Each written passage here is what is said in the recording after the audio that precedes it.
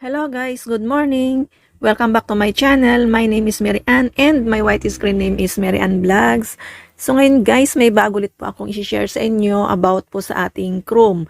Pero bago po ang lahat, gusto ko pong i-share sa inyo na dito po sa aking channel ay magkakaroon po ng monthly free raffle. Meron pong giveaway. So stay tuned po sa aking channel. At ang giveaway po natin ay nakapost po sa aking Facebook page na Mary Ann Vlogs. Ang link po ng page na ito ay nasa description box ng video to.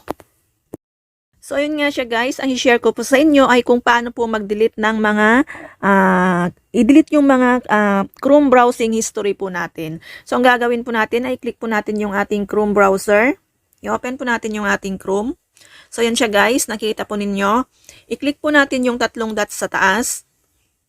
Then click po natin yung history. Then after nyan, makikita po natin yung clear browsing data. Dito po sa baba niya, andyan po lahat-lahat ng mga sinerch po natin dito sa ating Chrome, mga pinuntahan po nating mga website. So i-click po natin yung clear browsing data.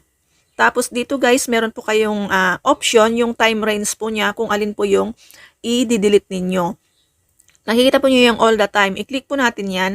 Tapos meron po kayong makikitang last hour, last 24 hours, last 7 days, last 4 weeks, or all time.